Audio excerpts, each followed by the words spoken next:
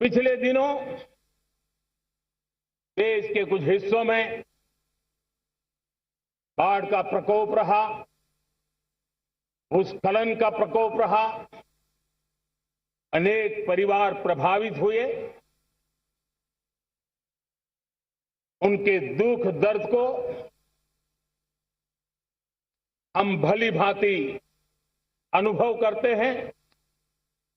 पीड़ित परिवारों को मैं विश्वास दिलाता हूं कि हम और पूरा देश उनके साथ खड़े हैं। मेरे प्यारे देशवासियों, कोई भी राष्ट्र तब महान बनता है, तब अपनी सिद्धियों को प्राप्त करता है, जब अपने सपनों, अपने संकल्पों और अपने सामर्थ्य के दम पर आगे बढ़ता है। मेरे देशवासियों, अब छोटे सपनों से चलने वाला नहीं है। हमें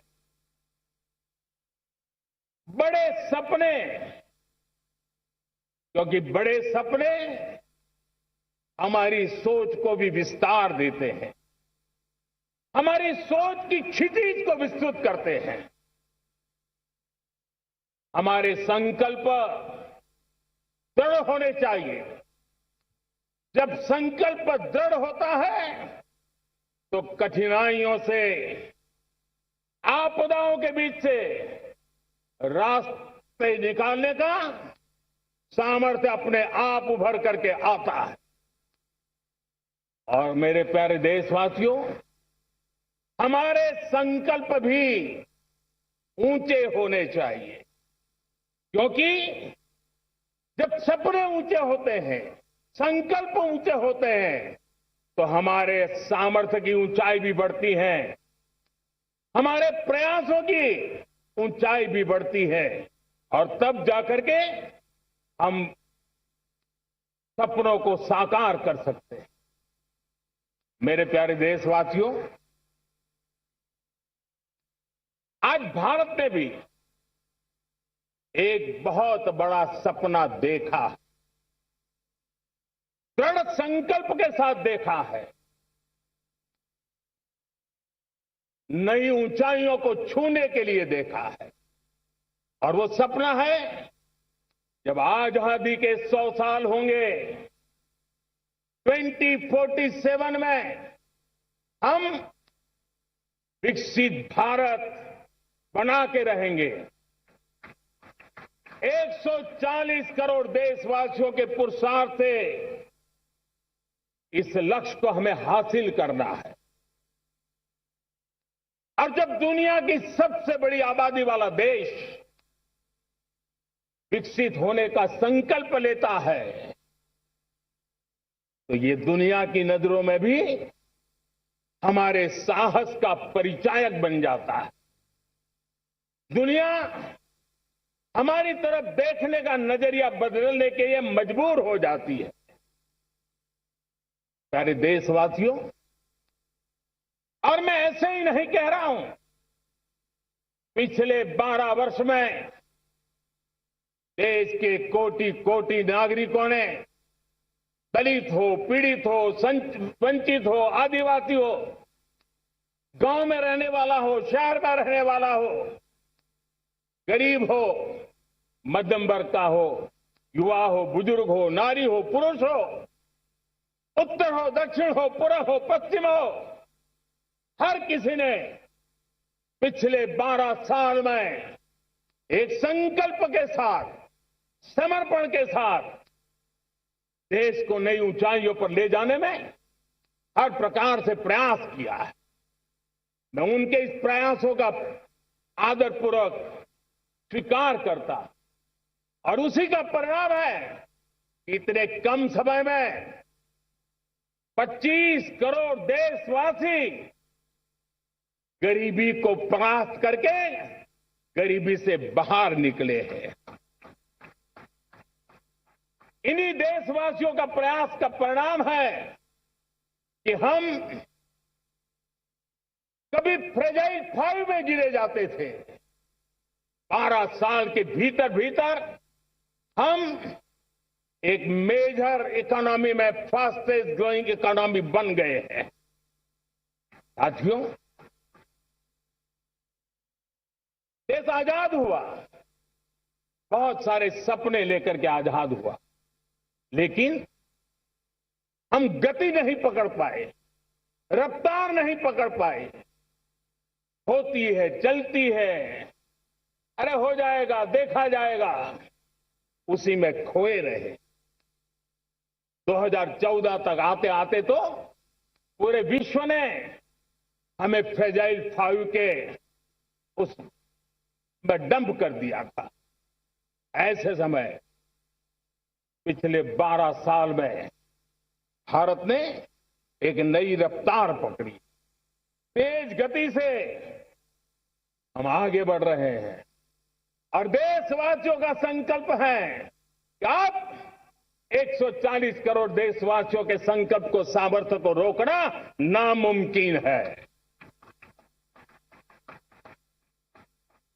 प्यारे देशवासियों, पिछले 12 वर्षों में डिफेंस प्रोडक्शन करीब 4 गुना हुआ। खादी और ग्रामोद्योग का उत्पादन करीब 5 गुना हुआ। इलेक्ट्रॉनिक मैन्युफैक्चरिंग करीब 7 गुना बढ़ा। आधुनिक रेलवे कोच का निर्माण 21 गुना बढ़ा। मोबाइल फोन उत्पादन 33 गुना बढ़ा। इतना ही नहीं, आधुनिक युग को देकर के भी डिजिटल और इनोवेशन की दुनिया में भी हमने अपना परचम लहराया। इंटरनेट यूजर, इंटरनेट कंज्यूमर करीब करीब 4 गुना बढ़े। पेटेंट ग्रांट होने की संख्या 4 गुना बढ़ी। डिजिटल ट्रांजैक्शन 100 गुना बढ़े। सामान्य मानवीय की सुविधाओं की तरफ भी हमने उतना ही गंभीरता से काम किया। हर साल औसतन 15 गुना ज्यादा तेजी से हमने नल से जल कनेक्शन दिए। हर साल औसतन 6 गुनी ज्यादा रफ्तार से लोगों को गैस कनेक्शन दिए। हर साल 4 गुनी रफ्तार से गरीबों के लिए टॉयलेट बनाने का काम किया। हर साल 3 गुना ज्यादा तेजी से गरीबों को घर देने का काम किया। देश ने गवर्नेंस में भी बहुत बदलाव लाया। हजारों की संख्या में कंप्लायंसेस खत्म किए। सैकड़ों की तादाद में पुराने कानून खत्म किए। पिछली शताब्दी के कानूनों से 21वीं शताब्दी की मार्च नहीं हो सकती। हमने आधुनिक इंफ्रास्ट्रक्चर के लिए मेट्रो का विस्तार किया। हमने पब्लिक ट्रांसपोर्ट को ताकत दी। जिस स्पीड से काम, जिस स्केल पर काम किया, ये सब, ये रफ्तार, ये विस्तार, ये अचीवमेंट आजादी के बाद पहली बार पिछले 1 दशक ने देखा है।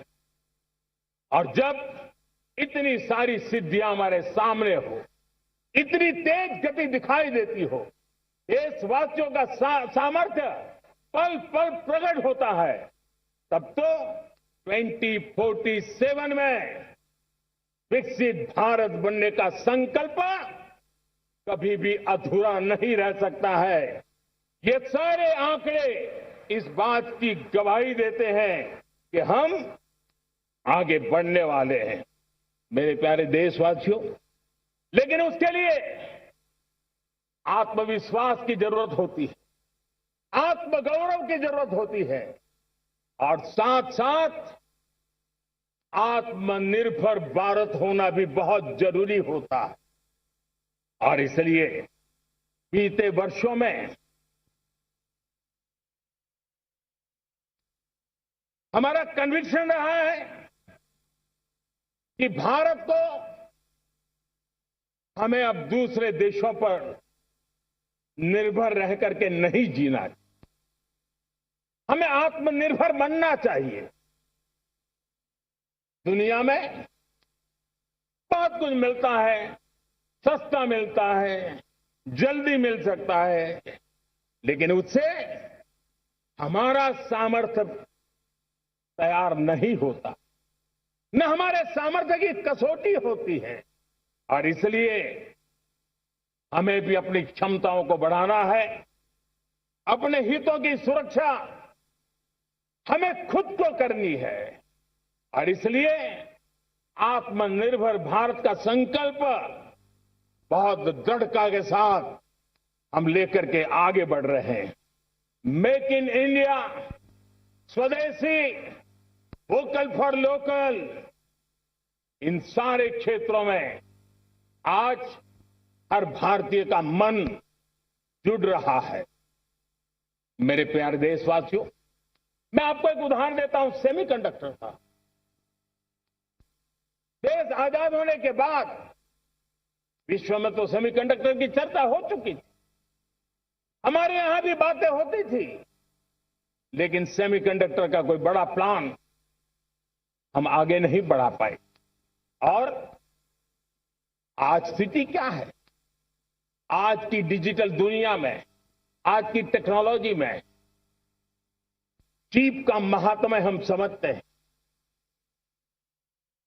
कोई भी इलेक्ट्रॉनिक गुड्स होगा, हमारे मेडिकल इक्विपमेंट होंगे, हमारे ट्रांसपोर्ट के रास्ते होंगे, हर किसी में चिप अनिवार्य है। और इस चिप के बिना दुनिया थम जाए ऐसी स्थिति पैदा हो। और इसलिए भारत ने आत्मनिर्भर होने की दिशा में अपना सेमीकंडक्टर प्लांट, बड़ा सेमीकंडक्टर प्लांट, 3 सेमीकंडक्टर प्लांट शुरू हो चुके हैं। और मुझे बताया गया है कि वहां जो प्रोडक्शन हो रहा है वो एक्सपोर्ट होना शुरू हो चुका है। और मैं देशवासियों को कहना चाहता हूं, आने वाले 7-8 वर्ष में और 5, 7 या 8 सेमीकंडक्टर प्लांट बहुत ही जल्द शुरू होने वाले। ये आत्मनिर्भर भारत हमें विकसित भारत की दिशा में जाने का महामार्ग देता।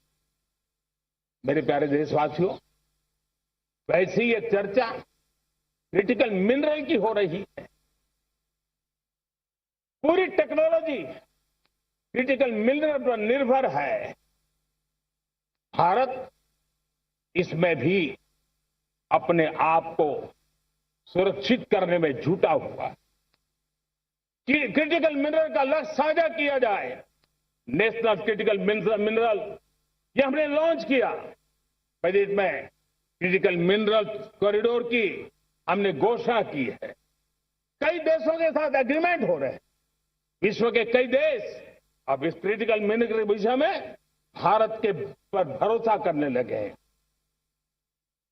मेरे प्यारे देशवासियों, जैसे सेमीकंडक्टर की बात हो, क्रिटिकल मिनरल की बात हो, वैसे ही जिस टेक्नोलॉजी की दिशा में हम जा रहे हैं, दुनिया जा रही है, उसमें एनर्जी का महत्व और बढ़ता चला जा रहा है। अब एनर्जी के बिना भी नई दुनिया को चलाना मुश्किल है। और इसलिए हमें चिप हो, एआई हो, डेटा सेंटर हो, हमें बहुत बड़ी मात्रा में बिजली की जरूरत होगी। एनर्जी सिक्योरिटी ये हमारे समय की मांग है। और इसलिए हमने पहले से ही उस दिशा में एक के बाद एक मजबूत कदम उठाए हैं। एनर्जी सिक्योरिटी का एक बड़ा माध्यम है परमाणु ऊर्जा, न्यूक्लियर एनर्जी। हमने पार्लियामेंट में शांति एक्ट पास कर करके एक नए लक्ष्य तरफ जाने का रास्ता तय कर लिया है। 2047 तक हम 100 गीगावाट न्यूक्लियर पावर का लक्ष्य लेकर के चल रहे हैं। इसी एक दशक में हम 5 नए न्यूक्लियर रिएक्टर शुरू करने का लक्ष्य लेकर के चल रहे हैं। इस वर्ष भारत ने फास्ट ब्रीडर न्यूक्लियर टेक्नोलॉजी में महारत हासिल करके एक अहम पड़ाव पार किया है और उसके कारण परमाणु ईंधन में आत्मनिर्भर बनने की दिशा में हमें एक बहुत बड़ा सफलता का कदम हमने रखा है। मेरे प्यारे देशवासियों, कई बार संसाधनों की कमी के कारण देश रुकता नहीं है, लेकिन रुकने का कारण सोच की सीमाएं होती हैं। जब सोच बंध जाती है, सीमाओं में सड़ने लग जाती है, तब हम अपने सामर्थ्य को भी पहचान नहीं पाते हैं। देश को आज कच्चे तेल पर निर्भर रहना पड़ रहा है और हमारी गलत सोच के कारण है। आप जान के हैरान हो जाएंगे, हमने समुद्री तट पे 99% हमारा समुद्री तट का पूरा हिस्सा ऐसी सोच के कारण नो गो एरिया घोषित करके रखा था। हमने ही समंदर के अंदर जाकर के एक्सप्लोरेशन न करने का निर्णय कर लिया था। ये सोच का दारिद्र्य था। हमने फैसला किया ये नहीं चल सकता। हमने उस 99% को, जो कभी नो गो एरिया हुआ करते थे, हमने उसको गो एहेड एरिया के रूप में खुला कर दिया है। और अब हम समुद्र के भीतर भी एक्सप्लोरेशन करने की और नए नए भंडार खोजने की दिशा में हम प्रवृत्त हैं, हम प्रयास कर रहे हैं। हमने पिछले वर्ष उसी दिशा में एक महत्वपूर्ण कदम रखते हुए समुद्र मंथन की घोषणा की थी और पिछले दिनों हमने 85,000 करोड़ रुपए इस काम के लिए आवंटित करके काम को गति देने का निर्णय कर लिया है। मेरे प्यारे देशवासियों, एनर्जी सिक्योरिटी, इसका मैंने कहा कि हमें ऑल्टरनेट स्रोतों की तरफ भी पूरी शक्ति लगाना बहुत जरूरी है और इसलिए ऊर्जा का सही इस्तेमाल बढ़ाते हुए भारत इसी दिशा में आज तेजी से काम कर रहा है। 2014 से पहले, मतलब आज से 12 साल पहले, हमारे देश में सिर्फ 70 शहरों में पाइप से गैस की व्यवस्था थी, पाइप से गैस डिस्ट्रीब्यूशन होता था।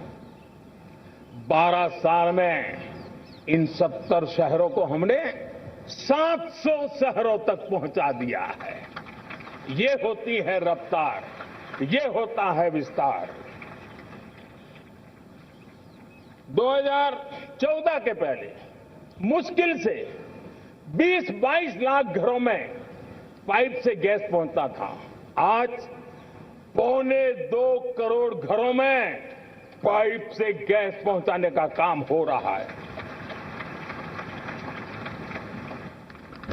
12 वर्ष पहले देश में सोलर एनर्जी की कैपेसिटी सिर्फ 2 गीगावाट थी। 2 गीगावाट, आज 160 गीगावाट हमने प्राप्त किया है लक्ष्य। मेरे प्यारे देशवासियों, मैं एक और जानकारी देता हूं।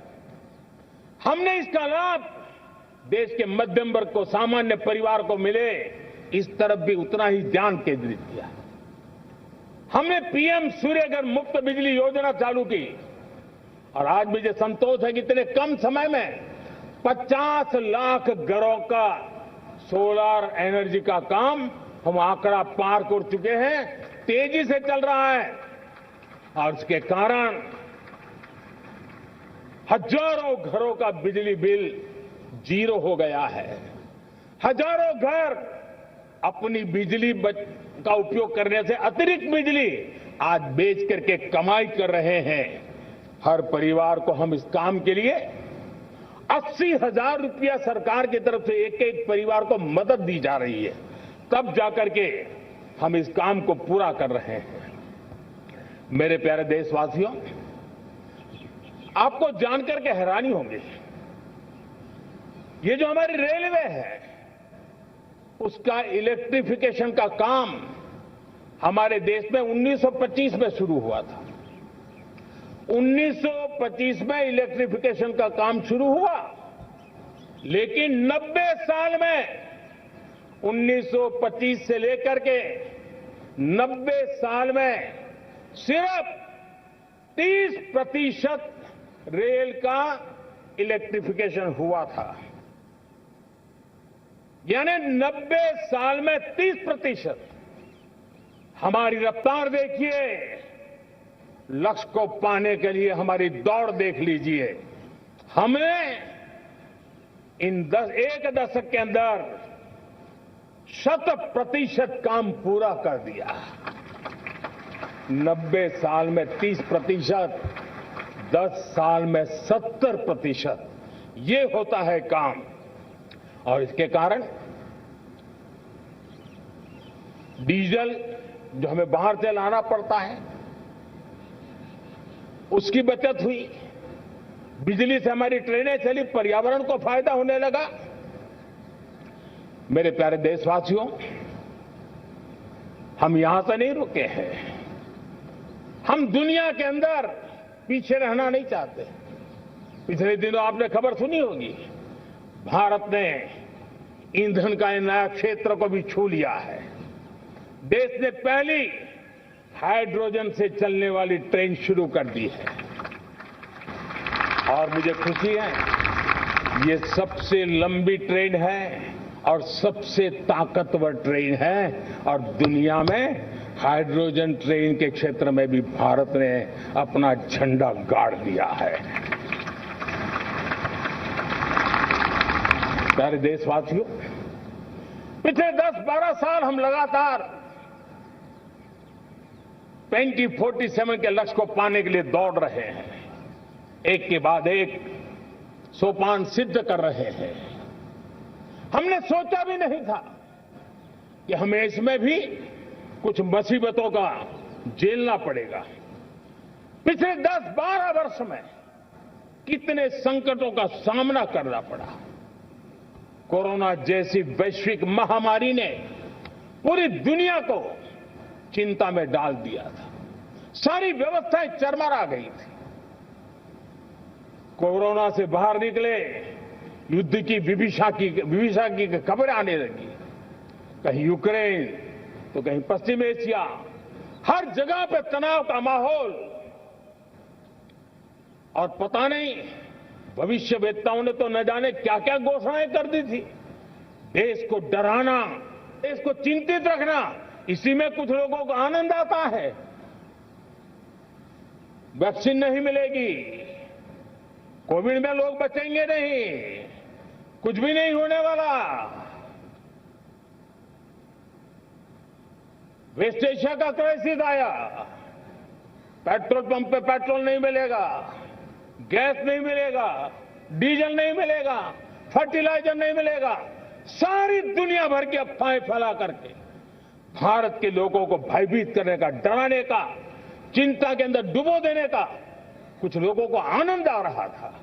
लेकिन देश ने देख लिया कि पिछले 10-12 साल की सुविचारित योजनाएं रंग ला रही है और हम इतने बड़े संकट के बावजूद भी नागरिक देवो भव के मंत्र को लेकर के जीते हुए भारत ने जो तैयारियां की थी, एक के बाद एक कदम उठाया था। सोचा नहीं था कि संकट आएगा, लेकिन उस संकट के समय में ये सारी चीजें काम आ गई और आज देश में गैस भी है, पेट्रोल भी है, यूरिया भी है। हम अपनी ताकत के ऊपर खड़े हो रहे, चल रहे। मेरे प्यारे देशवासियों, दुनिया के इन संकटों का प्रभाव हर किसी पर हुआ, हम भी अछूते नहीं। यूरिया के दाम दुनिया में 3,000 रुपया पहुंच गए एक बोरी का। आज भी हम मेरे देश के किसानों को वो बोझ सहने के लिए मजबूर नहीं कर रहे हैं। सरकार अपने कंधों पर वो बोझ उठा रहा है और दुनिया से जो 3,000 रुपया में यूरिया का बोरा हमें मिलता है वो हमारे किसानों को हम सिर्फ 300 रुपये में दे पाते हैं। इतना ही नहीं, डीएपी आज दुनिया में बाजार 5,000 पहुंच चुका है, लेकिन मेरे देश के किसानों को दिक्कत ना हो इसलिए 1,350 रुपए में आज भी डीएपी देने का काम हम कर रहे हैं। मेरे प्यारे देशवासियों, एक समय था जब मैं आत्मनिर्भरता की बात कर रहा था तो कुछ लोग एयर कंडीशन चैम्बर में बैठ करके सोचने वाले लोग हमें बता रहे थे ग्लोबलाइजेशन का क्या होगा। लेकिन दुनिया देख रही है कि पिछले एक दशक में ऐसा लग रहा है कि दुनिया ने ग्लोबलाइजेशन बोलना ही बंद कर दिया है। जहां से ग्लोबलाइजेशन की आवाज आती थी वो बंद सुनाई नहीं देती है। दुनिया का हर देश अपनी अपनी संभालों के मिजाज की तरफ गया है। लेकिन दुर्भाग्य से इस संकट के कालखंड में कुछ लोगों ने अपना रुतबा दिखाने के लिए संसाधनों को वेपनाइज करने का खेल खेला है। दुनिया अपने पास जो कुछ भी है उसको वेपनाइज करने में लगी है। संसाधनों का वेपनाइज, रिसोर्स का वेपनाइज, पेट्रोल, डीजल, फर्टिलाइजर्स, दवाइयां, टेक्नोलॉजी की चिप्स, इतना ही नहीं भूभाग को भी वेपनाइज किया जा रहा है। और ऐसे समय अगर हम आत्मनिर्भरता मंत्र को लेकर 10 साल सही दिशा में न चले होते तो हम कल्पना कर सकते हैं कि ऐसी चुनौतियों का मजबूती से मुकाबला कैसे करते। और हमारी तैयारियां निरंतर बढ़ती जा रही है। मेरे प्यारे देशवासियों, दूसरी तरफ आज भारत का प्रोफाइल पूरी तरफ बढ़ रहा है। आज भारत दुनिया के लिए एक स्वीकृत और सम्मानीय देश के रूप में बन रहा है। भारत के पास स्थिर पॉलिटिकल मैंडेट है, स्थिर सरकार है, भारत का वाइब्रेंट लोकतंत्र है, भारत का मजबूत न्यायतंत्र है और हम सबको दिशा देने वाला भारत का संविधान है। और अब दुनिया हमारे इन सामर्थ्य को पहचानने लगी है और इसलिए 2014 के बाद दुनिया करीब करीब 40 देशों के साथ हमारा एफटीए एग्रीमेंट हो रहा है। अब देखिए कितना बड़ा अवसर आया है। लेकिन ये जो ट्रेड एग्रीमेंट्स हुए हैं ये एक बहुत बड़ा अवसर है और इसलिए खास करके मैं मेरे एमएसएमईज को कहना चाहूंगा कि हमें इस मौके को छोड़ना नहीं है। दुनिया में हमें पहुंचना है। भारत के उत्पाद की हर चीज विश्व के बाजार में पहुंचे और चाहे हमारा टेक्सटाइल हो, हमारी मशीनरी हो, हमने दवाइयां हो, हमने मौका छोड़ना नहीं है। लेकिन वैश्विक जो पैरामीटर्स हैं उस पैरामीटर को हमें पार करना होगा। हमें दुनिया से जो मिलता है उसे अच्छा देना पड़ेगा, दुनिया में जो मिलता है उसे सस्ता देना पड़ेगा। और पंजाब के लुधियाना से लेकर के तमिलनाडु के तिरुपुर तक हमारा टेक्सटाइल सेक्टर दुनिया में पहुंच सकता है। इतना ही नहीं, केरलम से लेकर के गुजरात और तमिलनाडु से लेकर के बंगाल, ये हमारा समुद्री तट, हमारे मछुआरे भाई बहन आज इस एफटीए के कारण हमारे श्रिप यानी झींगा उसके एक्सपोर्ट की बहुत संभावना बनी है। हमारे सी फूड की दुनिया में पहुंच बनने की संभावना पड़ी हुई है।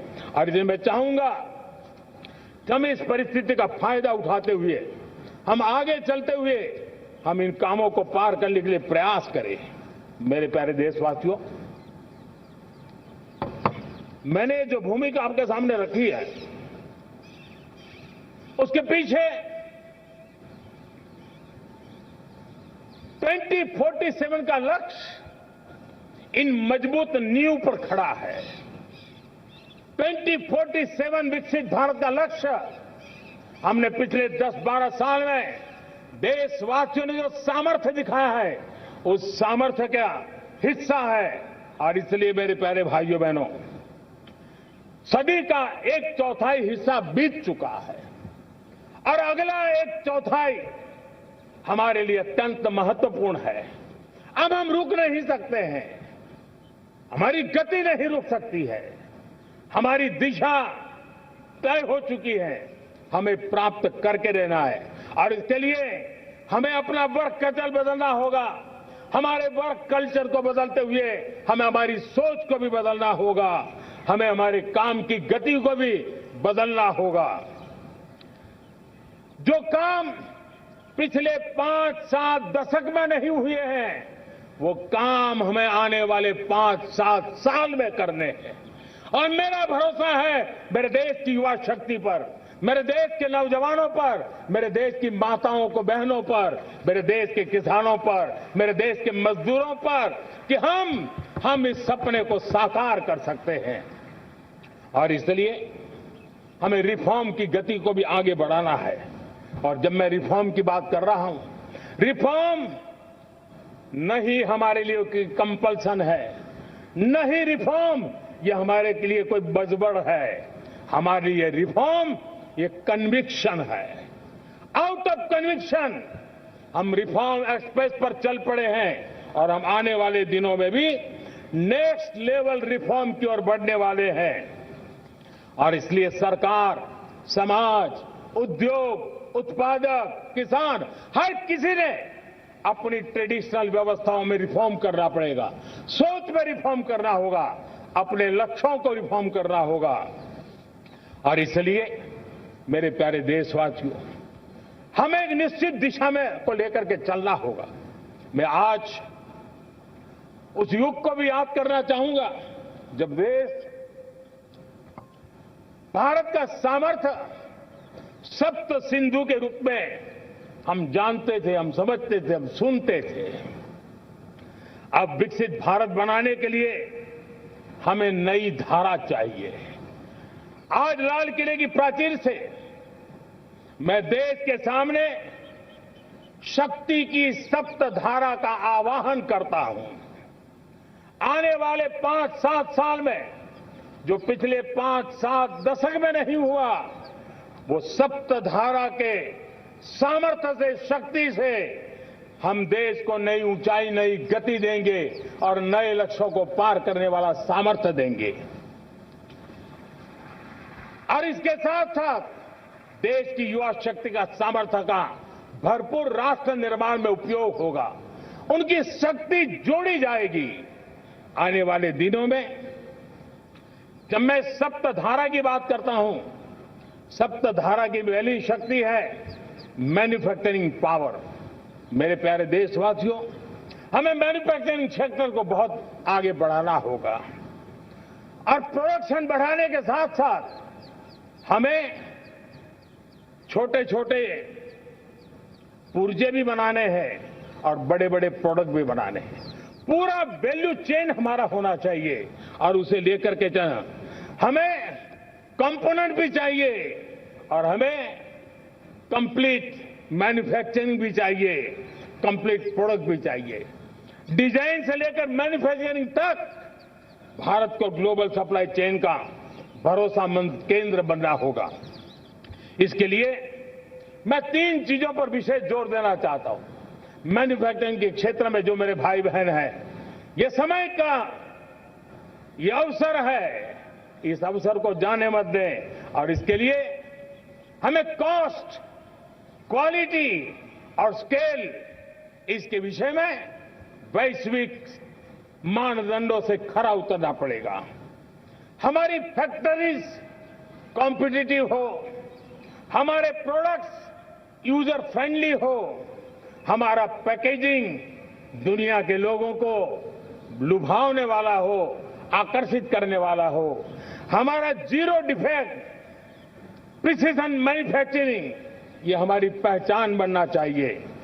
हर मैन्युफैक्चरर, हर एंटरप्रेन्योर, हर एमएसएमई से मैं कहना चाहता हूं, ग्लोबल मार्केट में हमारी पहचान विश्वसनीयता और गुणवत्ता के आधार पर होनी चाहिए। क्वालिटी के संबंध में नो कॉम्प्रोमाइज, और इसलिए हमारा मंत्र क्वालिटी क्वालिटी क्वालिटी होना चाहिए। यही हमारा ग्लोबल ब्रांड वैल्यू बनेगा। मेरे प्यारे देशवासियों, इस सप्तधारा की दूसरी शक्ति है कृषि और फूड प्रोडक्शन, फूड प्रोसेसिंग। हमें इस दिशा में आगे बढ़ना होगा। हमारे किसानों ने, अब दुनिया के बाजार खुल चुके हैं, एफपीए के कारण हमें एक बहुत बड़ा मार्केट मिल रहा है। हमें वहां पहुंचना है, हमें उस जगह को हाथ लगाना है। हमें खेत से लेकर के एक्सपोर्ट मार्केट की ओर जाना होगा। हमारे पारंपरिक खान पान हो, हमारे मिलेट्स हो, हमारे मसाला हो, हमारे फल हो, फूल हो, क्या कुछ नहीं है हमारे पास।